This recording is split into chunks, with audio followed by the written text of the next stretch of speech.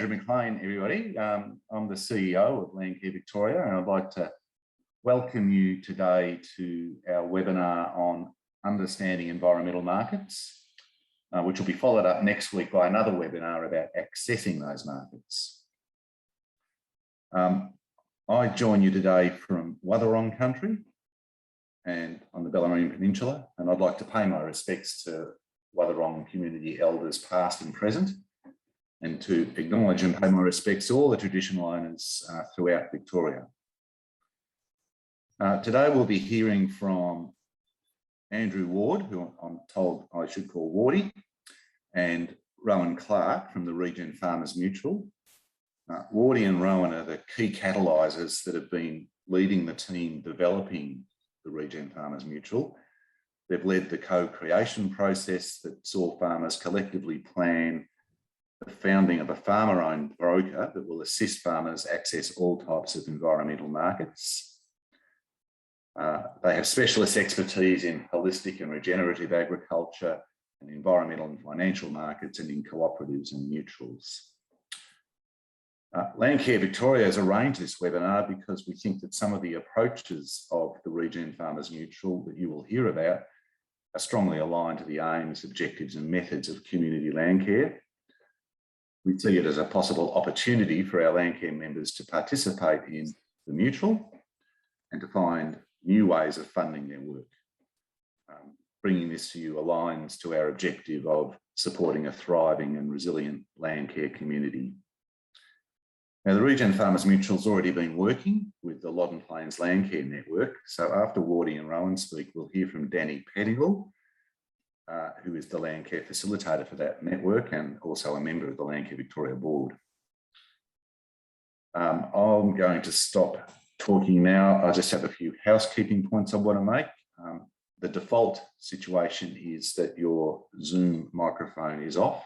I don't think you have control over that, but if you're clever and can work out how to turn it on, well, turn it off again. It gets very noisy in the background if everyone has their microphones open. And because of the number of people participating, we're anticipating upwards of 90 or more today. I don't think we can handle questions by verbally, but what we'd ask you to do is to use the chat function to ask any questions or make any comments that you might like. So for those of you that aren't familiar with the Zoom chat function, you'll find that's down in the black stripe on the bottom of your screen. Right, for me at least, it's right in the middle. And if you click that, that'll open up a window and you can ask your questions verbally via that means. We'll be monitoring those. If we get too many, we might need to sort of consolidate them and ask them of Wardy and Rowan and Danny sort of on your behalf. I just want you to note that we're recording this session so that it's accessible to others in the future. So you need to know that. And also to make the point that Zoom reliably throws up technical issues. So if you're struggling with your connection, the general advice is you turn your camera off, and I see a large majority of you already turned your cameras off. So that's the best way to ensure that the sound works appropriately or effectively. I'm going to stop there and hand over to Rowan Clark in the first instance, and in turn Rowan will hand over to Wardy, and then we'll hand over to Danny. Over to you, Rowan. Thank you, Andrew, and good morning, good afternoon, everyone. Thank you for having us today. I'm stuck in the same place I've sat for the last 18 months in Wundery country in Melbourne. So I'm just going to share screen, if that's okay, and take you through some slides. So today, as Andrew said, we're really focusing on understanding environmental markets. Next week, we look to come to build on this and to kind of then talk about how particularly the Farmers Mutual can help to help farmers both individually and collectively access environmental markets. So got really two objectives. So I'm going to talk for the first little bit, and I'll try and be brief as I can because Wardy is much more dynamic than I am. And so I'm going to be talking about the current state of the markets, basically, the environmental markets, carbon principally, but also biodiversity. And then Wardy will kind of then talk through, well, okay, then how can you kind of capture or participate in markets at a farm level? And then we'll come back to right at the end how give you a sense of how the mutual is kind of enabling that. So as we're all aware, because it's in the headlines constantly at the moment, that the world's become much more sensitized and aware of the kind of need to address climate change. And so by virtue of that, there is this sea change with respect to demand and supply and the growth in the environmental markets. So CSIRO estimate that Australia's environmental markets will be a total of 48 billion by 2050, of which carbon will be part, but there'll be other types of markets that emerge. The nature of the markets are such that they're very much government dominated. And you can see this that across the markets globally. So on the right-hand side here, for example, you see the carbon price in Europe. And if you check in the headlines, it's over $100 Aussie a tonne versus in our local market we've got the ERF at kind of 15 or so dollars a tonne in Aussie dollar terms. But the reason why it's been one of the key drivers of the price going up has been the fact it's a regulated market. In this context, in the European context, it's regulating both the demand and supply side. So they've been creating, and so what this seeks to do is to point to these major regulation changes where either there was a regulation passed that required emitters to acquire more carbon, or on the supply side enabled different ways for the market to supply that. So it's effectively been a growing demand based on regulatory functions, and so this is kind of replicated globally. The voluntary markets, on the other hand, particularly in the carbon space, have been slow to develop. But as of the start of this year, this kind of net zero 2030, net zero 2050 has started to feed through, particularly in the US and in Europe, where you're seeing much larger volumes go through the voluntary market with respect to carbon in particular, but also carbon plus, as they call it. So what this has meant is that the market structure, where it's government dominated, has to date inhibited the growth of a market. It's been very much a one-sided, because there's been kind of one buyer, it's kind of affected the nature of the shape of the market. And that's led to very high transaction costs. And as we'll discover, a level of complexity that's hard for people to understand. So in order to get to where we need to go to, we need to have buyers other than the government in the market.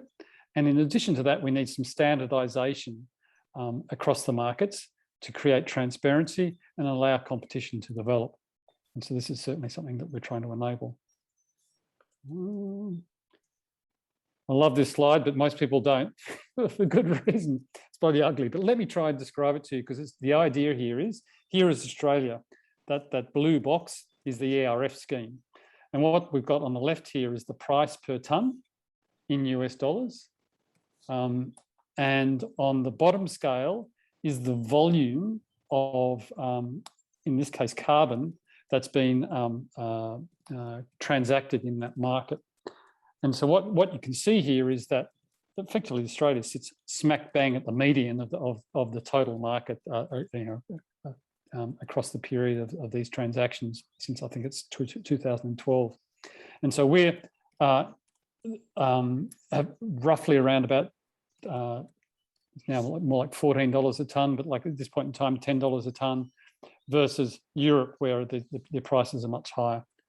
But having said that, our ERF mechanism has been doing a reasonable volume for the size of our market. In terms of our Australian market, as I say, the ERF has been the dominant buyer. So like in 2019, 2020, they bought 95, 96% of total carbon in the market. So that just demonstrates that the size of the voluntary market is tiny. And of that balance of that 5%, roughly half of that was through the government's Climate Active brand, which is, there's a brand around if a corporation wants to have a carbon neutral certification, It's called Climate Active, and they can qualify for ACCUs under that brand. So round about 2.5% of the market is this voluntary market with respect to that. And then the next biggest category is actually state governments buying. So government clearly is the biggest buyer of carbon in our local markets. The growth in recent times has been in relation to the state-based programs, so the Land Restoration Fund in Queensland, the Carbon Farming and Land Restoration Program in WA, and it must be imminent Bushbank program, which is it's on its way in Victoria. And these three programs are really seeking to build on the ERF mechanism, really. So what they tend to do, what they're seeking to do, is to find a way to reward landholders for delivering co-benefits over and above carbon. So that under the Land Restoration Fund, you can get, if you were to apply for biodiversity certification under the Accounting for Nature scheme, you can get some compensation for that from the Land Restoration Fund, and you can still sell the carbon credits that are associated with the project. The point of all this, of course, is that our markets, being carbon and the biodiversity markets, which are effectively all almost 100% regulated markets as well, offset markets, they're all driven by the government, and the government's, while it's good at handing out money, it's not good at catalysing markets. It's not good at delivering efficiencies. And as a result of that, what we're seeing in the voluntary markets, to the extent that there are voluntary markets, that corporates are looking to transact at the minimum cost. So there's this, so I said before that only roughly 2.5% of the total volume of ACCUs or carbon credits that were traded through the Commonwealth Government scheme, so only 2.5% of that was related to the voluntary market. The actual volume of voluntary credits was actually higher than that. So that 2.5% only represents, I think it's something like 5% of the total volume of the voluntary market in Australia. So what's actually been happening is the corporates, to the extent that they've been in the voluntary market, what they tend to do is they buy a little bit. You can see here an example on the right here. You can offset your own carbon credits through Boomi when you buy your some product from them. And they say, okay, you're offsetting 3.7 kilograms here. But of that, only 0.1 kilogram comes from Australia. The reason for that is these other credits are so much cheaper. So, a solar project in India might be anywhere from $1 to $5 a tonne. So what corporates are doing is they're blending low-cost carbon credits from Asia with high-cost credits from Australia to have the narrative around, I'm doing stuff in Australia, but like reducing the overall cost of their carbon offsets. Now, and we don't see this as kind of a sustainable kind of feature either of the market. What it does tend to suggest is the agricultural sector is well placed to play into a changing narrative need of the market, that the local market, the local voluntary market will need to buy more carbon credit from local buyers, and agricultural sector being a supplier to that market are well positioned. So the nature of this market, so we've got government regulation, little in the way of corporate activity, has led to the broker intermediator playing a role that where they're effectively taking over the odds margins. We reckon this is a market failure, basically. So under current structure, brokers can take anywhere from, if you're lucky, 30%, but up to 80% of the total revenue that you might generate under a carbon transaction. And the reason they can do that is because the market is currently positioned where they can leverage the fact that government favours complexity and bureaucracy. These guys can maximise their margins by promoting opacity. They make it as difficult as possible for you to understand the market, because by doing so, you can't understand what the price is in the market and how the market works. So therefore, you become reliant on them. And as a broker, I used to be a broker in another former life in the financial markets. The way you keep both sides of the transaction happy is by making the transaction as kind of complex as possible to understand. So we view this as a market failure, and this is when, and it's in this type of opportunity where cooperatives and mutuals typically emerge, where there's an opportunity for one side or the other of the market to aggregate to change the market dynamics. And so that's what we've been, what Andrew alluded to, that we've been on this process that started around about middle of last year, where we undertook three series of workshops where we've been co-designing this mutual. And the first of these was to understand what the problem was. And so that's when we really dug into, all right, there is this market failure, and understanding all the dynamics of how the markets work and where the opportunities were. The second series of workshops, we looked at, okay, then, and it was only with farmers, we looked at how farmers could come together to understand the business process of undertaking a transaction. So everything from understanding the opportunity to executing and delivering a transaction. We looked at that business process, and then we kind of dug into that and understood what it meant for farmers what they had to agree to in order to be able to deliver into that process. So agree amongst each other and also with others. And so from that, we understood the principles that drive this mutual. They're now embedded in our constitution. And then we had a third workshop series where we looked at how we go about scaling the mutual, which is where we really started to understand the strength of the Landcare model, and how Landcare can leverage the mutual to kind of achieve this goal of delivering landscape scale change in terms of environmental impact. So that's where we've landed. We've landed with this mutual, and it's the mutual enables farm groups to come together in a really localized context, land size context, and to undertake transactions, to understand the opportunity in their market, then to step through that business process, to ultimately undertake a transaction and deliver into it. And under the model, farmers retain 80% of the value of a transaction. The idea is that 10% of the transaction revenue goes to the local farm group that provides the on-ground support. And so that we see as a possible complementary source of income to Landcare facilitators, for example, where they're providing that on-ground support to help coordinate farmers to come together. And 10% of the revenue goes towards the mutual to cover the costs of its operating overheads. And as a farmer-owned broker, it's motivated to kind of minimise the operating costs. Its objective is not to maximise profits to shareholders. Its objective is to maximise the benefit to its members, who are the farmer owners. So that's it from me. I was going to hand over to Wardy now. Thanks, Ryan. Okay, thanks, mate. What Ryan's been describing as markets is sort of loose. I don't know about you, but when I was, just doing basic business studies, they used to talk about supply and demand in markets, finding that price point.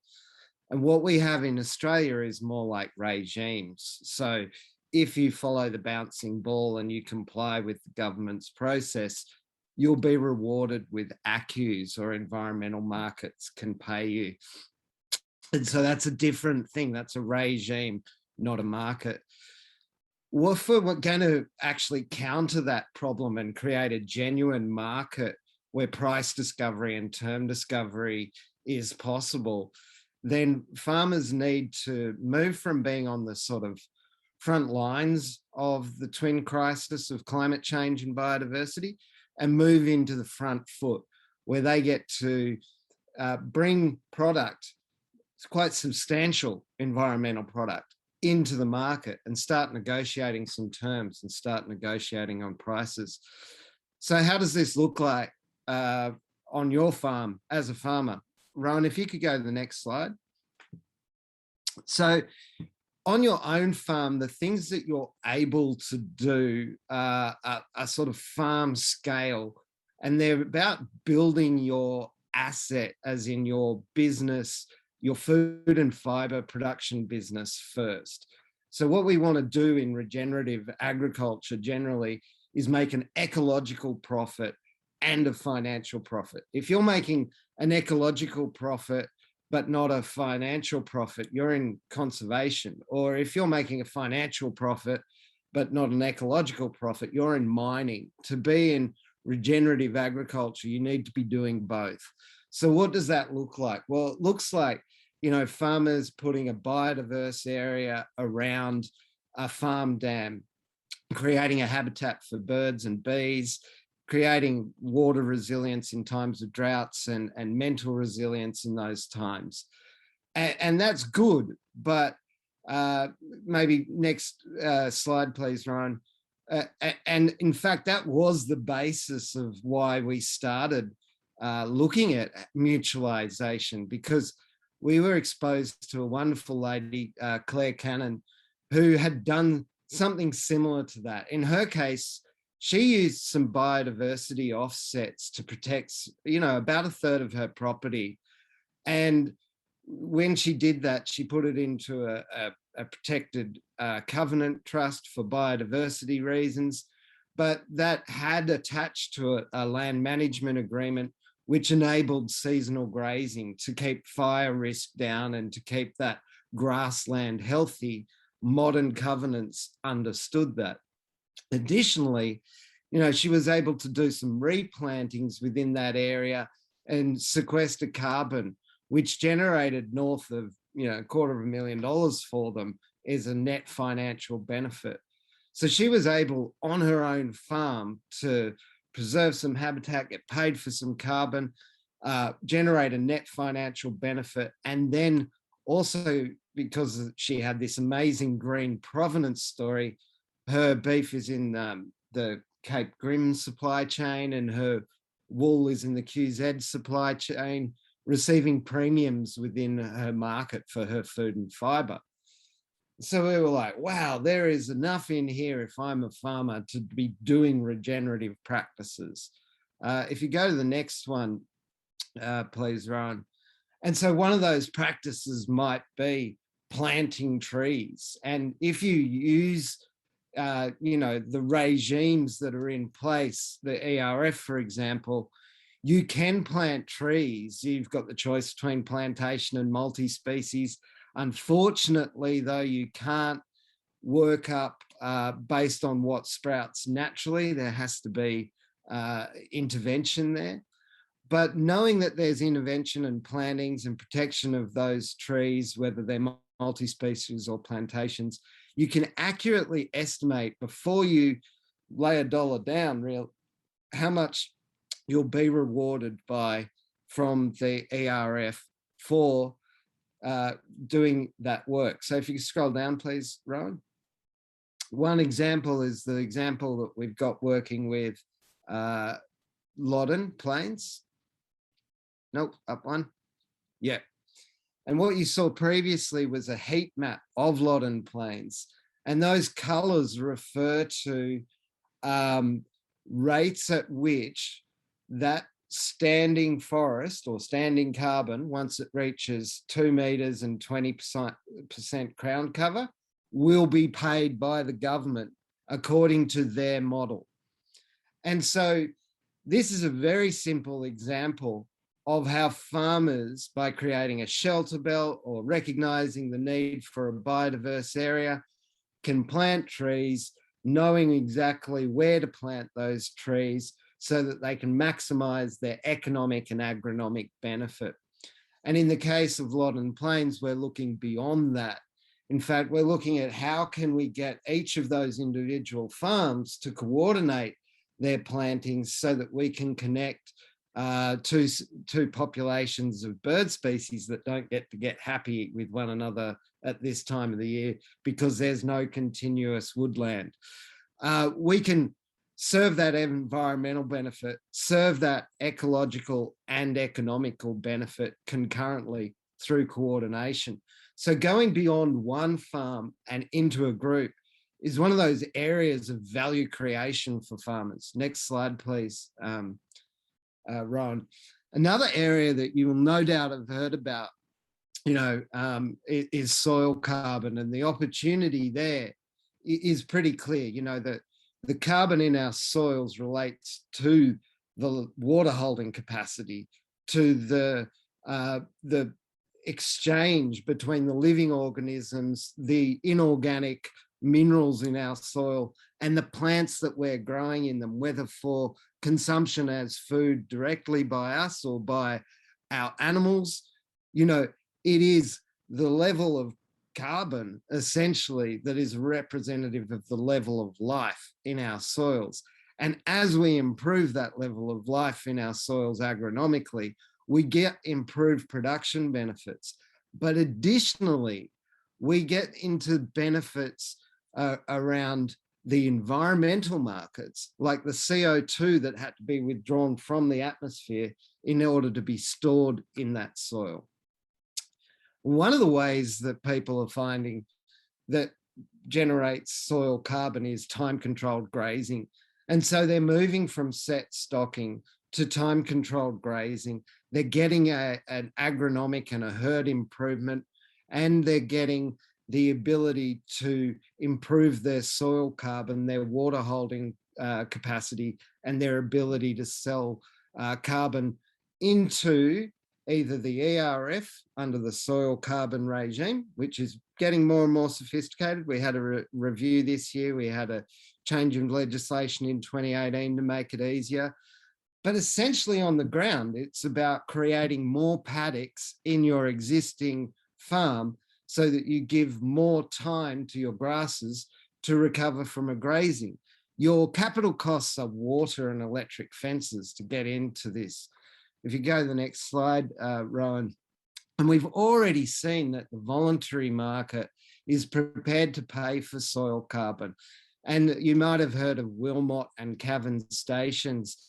They're essentially properties that have done a transaction using the Regen network internationally to mitigate, to get Microsoft International to pay Australian farmers for changing their grazing methods, improving their soil carbon, and buying that improved environmental outcome, as well as the CO2 equivalent.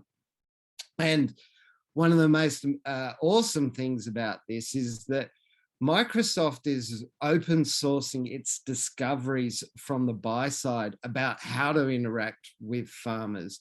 See, Microsoft with their, you know, first year of their carbon removal policy, you know, it sponsored 26 projects, of which, you know, the Australian projects were just 1% of. And it represented all 26 projects, less than 1% of Microsoft's overall needs. Microsoft has another 99% of its own needs. And it's saying that we actually need to encourage the other 2,500 corporations that have also signed up to net zero by 2030 to know how to buy soil carbon from Australian farmers, you know, who are doing time-controlled grazing. So it's pretty interesting how the markets are evolving. Next one, please, Rowan. The other evolution in the markets is it's not just carbon. As we saw in that Microsoft deal, they were very interested in the overall biodiversity benefits, the animal welfare benefits, and these helped sell the story. But if you go into markets like the LRF, which is modeled on the ERF, you can still generate ACCUs, but you can get a premium of, you know, X dollars per ACCU or X dollars per CO2 equivalent for biodiversity if you've done accounting for nature econs to a tier 1 capacity, and they've shown a change between your baseline and your next measurement. Additionally, you might have heard of groups like the Aboriginal Carbon Foundation, who've been able to get Indigenous carbon. So that is an ACCU with cultural benefits being attached. We're also looking down the barrel of having animal welfare and other social opportunities attached. Next slide, please, Rowan.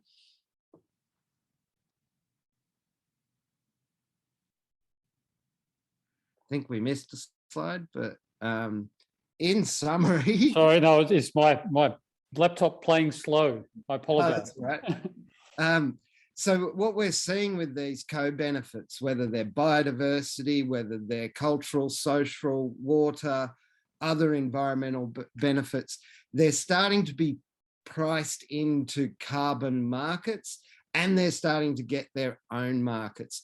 And we're seeing that it's not just the ERF doing regime top-down, it's state governments doing regime top-down, but with co-benefits. The important thing as farmers is that, and we'll talk about this next week when we talk about accessing environmental markets, is that we need actually farmers who have a contextual understanding of that environment and the agriculture that's going on in there to be able to proactively go towards these markets, state and federal and voluntary, and say, these are the things that we can do.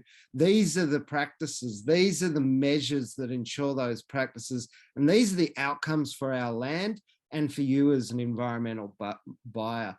And so I look forward to discussing that with you more next week. But just to return for a second, Rowan, next slide, to the role of the Regen Farmers Mutual.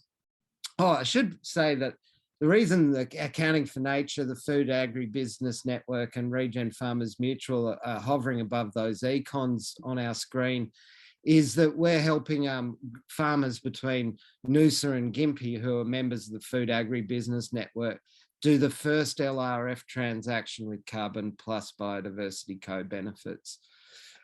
What the mutual does is we literally help those farm groups like Landcare groups that have been working together for 20 or 30 years or share a similar practice or industry actually start to engage and define the environmental goods and services they can produce locally, then proactively take these to market, and understanding that these might be 25-year agreements that look more like annual agreements over the next 25 years because they're contingent on measured outcomes that need to be co-regulated on the ground.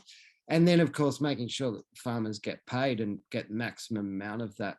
So the mutual helps through origination, negotiation, the whole supply chain. Next slide, please, Rowan. And we're helping groups all across Australia. In the Northern Rivers of New South Wales, we're working with farmers in the upper catchment to go from set stocking to time controlled grazing, improve their carbon levels in their soils so that it reduces flood risk. In the riparian zone of that same valley, we're working with farmers in the same transaction, but doing different activities. They're using biodiversity offsets to plant down riparian zones to slow floodwaters because they've had 12 out of 14 years with flood events. This is a big problem for the North Coast. And we're working with farmers on that coastal region of that catchment who are dealing with those inundation effects. Collectively, those three farmer groups under one transaction, we're able to go to proactively the Department of Transport for New South Wales, who are the largest biodiversity offsetter and have a large fleet of vehicles that they need to offset for CO2, and say, this is what we want to do as a group of farmers to mitigate your need and expense around repairing the roads every time we have a flooding. As no doubt Danny will talk to, we've got a pilot going with Loddon, got that pilot going with the LRF and the Gympie co-benefits. We're looking at whole of farm score as a way of taking in those animal welfare and total energy use and water and other practices, not just carbon, and taking that to market with AgForce. And we're looking at other opportunities around water and biodiversity with riverland growers in South Australia. All up, there's about 14 opportunities that we're working with. The important part is they all leverage the mutual for engage, define, market, execute, and deliver. But locally, they're highly contextualized by the farmers into something that makes agricultural and environmental sense. Because if you go back to our very point about regenerative farmers mutual, is it has to be both environmentally and economically sound to be regenerative. Otherwise, it's mining or conservation. Next slide, please, Rowan. So if I'm a farmer, I don't want to feel overwhelmed by all these markets and billions of dollars and processes. Where do I start? Well, the initial product for the Farmers Mutual is actually an environmental farm assessment that a farmer can undertake. That means that they are collecting a pool of information and a map. They're then permissioning various organisations, be it Accounting for Nature, providing their data for that full CAM interrogation to give them a heat map or a soil carbon estimation or baseline, interest indexation, a whole of farm score or a food score.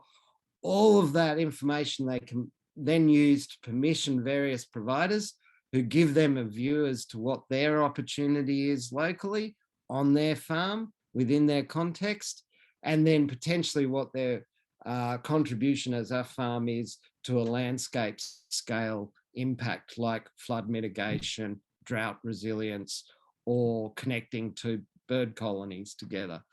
And so that's where farmers will start their process with Regen Farmers Mutual. And at this point, I know I've talked over time, so I'm going to shut up and give Danny some time to talk. Sorry, gents and ladies, for my verbosity. Thank you, Wardy and Rowan. Yeah, really wonderful presentations there, and some really good insight into the program. So thanks, everybody. I haven't got a slide deck for you. You're probably a bit slided out, no offense, you two, right now. What I wanted to talk about was the Loddon Plains Landcare Network involvement with the Regen Farmers Mutual. And what I want to touch on first is why. Why are we doing it, and why can Landcare kind of see this as a really good opportunity for the community? And one of those things, particularly for us, and this is going to change depending on your community priorities, depending on your Landcare and your network or group priorities, but for us, we kind of saw some real potential there in our sustainable agriculture strategy, and some principles that align really closely with that. Namely, some of these key principles that we want to try and tackle that's come out of a community-led process for us. And those sorts of things are facilitating productive resources and services, encouraging diversification across enterprise, enhancing soils, restoring land and biodiversity to private land, and also starting to protect against shocks, address and adapt things like local resilience in a changing climate and those types of things. The other thing that we saw quite appealing, particularly on a network level, is we're able to spread the risk in our model, but also in our farmers' models. So as a lot of kind of Landcare professionals out there might kind of identify with, on the whole, Landcare is tied to funding, and often that funding is through state or federal government or particular programs that don't necessarily have a very long life. And so because of that, we're continuing to try and find sustainable, I suppose, let's say, business models for ourselves to continue our journeys and continue our jobs and continue the great work that we do across the state. And so by entering into something like this and finding a really wonderful program that does a huge amount of, or addresses a huge amount of Landcare benefits, but also addresses our community need and assists our kind of boots on the ground, or our farmers, which are what, you know, I'm sure we'll all agree we all want to do, and that is our core business. Something like this that isn't tied necessarily to that type of funding can be really beneficial within our model. So other reasons why let's get onto the project. As Wardy touched on, we're working with Regen Farmers Mutual on the Loddon Plains corridor, east-west corridor. We're terming it as a bit of a working title, I suppose, or a concept. And initially, this is focusing on standing carbon. So we've identified that particular area as a really important area with biodiversity assets, and that particular area is important for providing habitat and opportunities for rare, threatened or absent species from the landscape. In this case, particularly the grey-crowned babbler and the plains wanderer. So we've identified that particular area as one that we would like to focus on to provide this biodiversity benefit. And this has become a really good opportunity on private land, and for some like-minded farmers in that particular area, for us to work with that and share our learnings and share the program with everybody else. So we're really keen to kind of open that up and allow people into the process in order to kind of continue that work across the state and across Australia for that matter. What this also does, so with the biodiversity benefit, it also provides value for farmers through dividends, as we've just heard about, but more importantly, or also importantly, through secondary benefits. So this isn't just about entering into a carbon market. This is actually educating farmers and landholders around what that invisible surplus could be for them. And that's looking at things like improving erosion control, things like providing opportunity for wild predatory species. So they might be woodland or small birds or invertebrates and reptiles and so forth. But it also provides protection for stock and protection for their own other enterprises and for their land. It brings in, this kind of promotion of evapotranspiration and keeping moisture within your landscape and within your catchment, but also within your soils, among a range of other things depending on the project or the outcomes and the management style. So we kind of look at that as with a bit of a holistic approach, or a whole of landscape approach. And as Wardy said, it also allows this kind of idea or this concept to bring like-minded landholders together to maximise the benefit for biodiversity, but also for a group of landholders within their enterprise.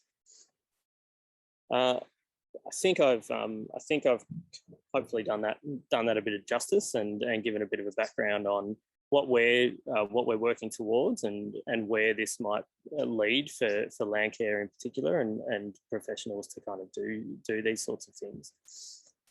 What I'd like to do now is we'll kind of formally enter into the question and answer component, and I've got a few here that I'd like to start with. And one of the first question that we will start with is around standardising products and mobilising farm groups. So there was a question here, and I'll probably don't know who's best placed to answer this, so I'll put it to both Wardy and to Rowan. But could you give a bit of or elaborate a little bit more on this kind of what's been described as the magic, or a key part of the magic, bringing the standardization of products and also the kind of concept of the ritual and bringing communities together and mobilizing them, and how that might work? You've kind of touched on that, but is there another kind of example of that bit that's kind of coming together?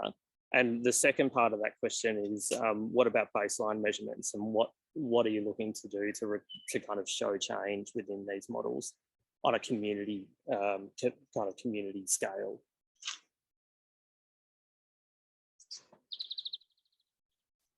Rowan, do you want to have a crack at that? The second part certainly sounded like it was down to you. You go first then. Yeah. All right. So in terms of standardising, let's just talk to that concept. So the departure point for this, as what he said, is very much based around that local context.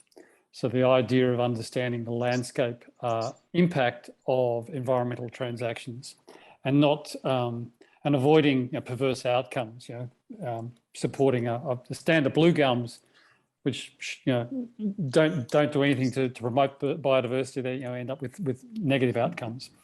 So any transaction needs to be looked at in that local context, and that's why we say it's really about understanding how groups of farmers can come together to understand the environmental opportunities in their space. So the opportunities are driven by that.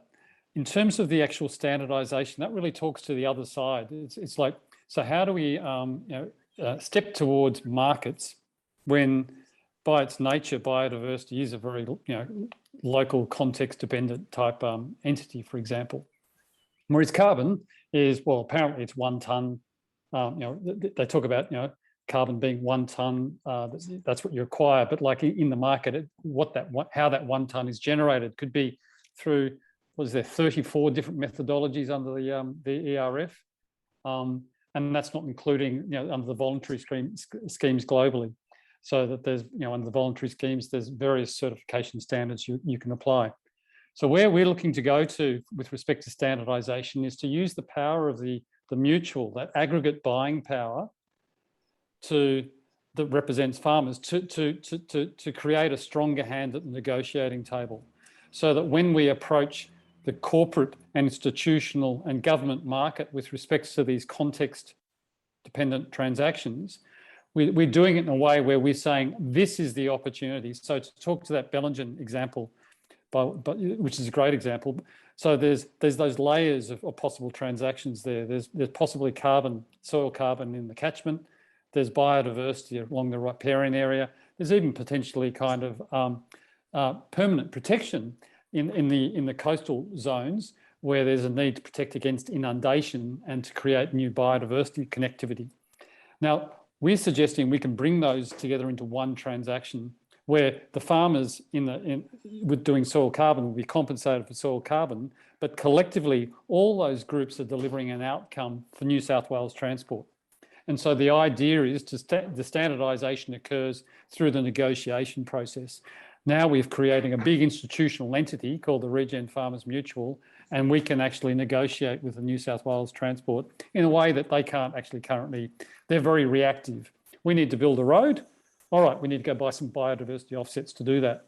And so the response has been, as we would hope, has been good in the sense that they can understand that, okay, the opportunity is to turn the conversation around and to understand the community benefits, the overall landscape benefits that can be derived from transactions and what other co-benefits can be derived. So is that a good entry point, Wardy, for you to spring off? Yeah, and I think the other standardization is that the mutual has its own funds. So each farmer can enter into a product like their local farm group might create a product for their region when 15% of the catchment is on board or when it's economic to do so. But you want the 16% to 95% of that catchment to also join that product and coordinate their environmental and agricultural proceedings. And so if you're bringing on farmer by farmer, but you're selling in large tranches to corporates, you need that fund and you need that standardization. And so we're bringing a lot easier onboarding process for each farmer. Granted, it's more subtle and sophisticated, and probably combining co-benefits across multiple parties has its complexity. But in terms of, as a farmer, once you understand you can trust your own mutual, you can get your assessment, you can work through a farm plan, you can understand what needs to be measured, you can enter into a stewardship agreement with the mutual fund, and you know that you're going to end up with 80 cents in the pocket, and you're going to end up with 10 cents of the dollar in the pocket of someone like Danny or your local Landcare facilitator, who's going to help you and the other people co-regulate and make sure you're hitting compliance for the buy side, but also implement best practice on the ground so that the projects have the best possible chance of success. And instead of this being done, ad hoc according to a 3 or 4 year grant horizon, it's being done over 25 years and subject to a stewardship agreement. I think for farmers, it's a lot better, simpler process than current transactions, which sound scary, are obfuscated. Someone's going to do it. You can take your hands off the wheel, but you end up with no dollars in your pockets as a result of that. Yeah. Did that answer? Wardy. Yeah. Yeah, I think it did. And there was just a follow-up on that as well about, in summary, just if that is actually shielding farmers from the complexity of the transaction and the kind of buying end, I suppose, in this standardization and bringing mutuals together. And I think I would, if I may, and pull me up if I'm incorrect, but I think that's spot on. So as Wardy just mentioned, the 80% that goes to the pocket is the dividend that you can kind of bank on, but the extra 20% that goes to those specialists or, you know, those kind of professionals is what shields landholders essentially from that complexity. Like that's kind of what those specialists are engaged to do, and that's the incentive for them to be in the program and work for the community. It's becoming, and so this is an iterative process. Yeah, so we started you know, on this process 12 months ago, and we're still working through understanding exactly how these products will be developed. But it is becoming much clearer that the services of the mutual are one. From a farm perspective, they start with an environmental farm assessment, so they can understand, well, what's the opportunity on my farm, and the next bit is doing a scenario analysis around, well, if I did this, what's the net outcome, and trying to put that in the context of the landscape. So the NRM regional plan, for example, so drawing on that to say, well, okay, if we did this collectively, what's the impact? So those are the two kind of things from the farmer perspective that, you know, helping to understand the, you know, their environmental assets, and then what, you know, what the outcomes would be if they did certain things. Another key part that we're understanding that mutual can play is to help in terms of projects, trying to unlock the funding that's required to take a project from concept through to market, a marketable transaction. And again, because we're an institution, we can go approach, whether it's government or philanthropy or corporates, to say, look, we have this potential opportunity in this landscape to do this type of transaction that will deliver these outcomes, carbon, biodiversity, what have you. And we can actually use that process to go and raise money to fund the work that needs to be done, to then take that to a point where you go, all right, here's the transaction that can be executed. So and that's kind of another, you know, addressing another key of this kind of market development, if you like. It's unlocking supply. So that, yeah. and then the mutual, everything that goes from there. It's that transaction. It's taking that transaction to market. It's, you know, the legal and the platform. Yeah, great. I'd like to just shift. I know we're pressed for time, Andrew, and I apologise for I'm going to get this one in. I'd just want to shift now to biodiversity assets and looking at these on I suppose on a kind of large scale kind of lens, but particularly around the established biodiversity assets and how they kind of fit into a program such as this. So there are a few questions around, and what I'd like some comment on is where things like regrowth or natural regeneration fits in something like this, and why is planting necessarily kind of important for an outcome, or is it, in fact? And where do existing assets, landscape assets, kind of fit in there? There was an assumption that perhaps this only applied to cleared land that was going to be rehabilitated. So if we can touch on that a little bit briefly. I'll talk very briefly to it. Like when you've got top-down regulations and literally called regimes or methods, yeah, you do get these perverse outcomes where instead of letting farms regenerate and regrow in habitat species, they'd rather you see a monoculture and you know, plant that in place and reward you, which is why you get these perverse incentives and perverse environmental outcomes from top-down regimes as opposed to true markets. I think it's moving though. Like I think everything that I can see about the way, say, even the soil carbon method moved between 2018 and 2021, that they're starting to recognise that what grows is a subject of its environment, not, you know, and so you want to change what's growing there, you change the environment.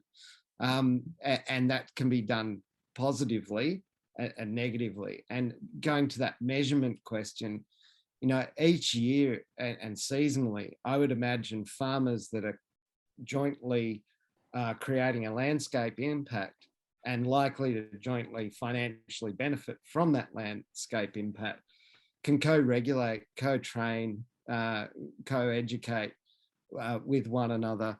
And the reason that you do that at a practical level is, you know, your payments will be contingent on showing that carbon or biodiversity or whatever the end market is paying for is present.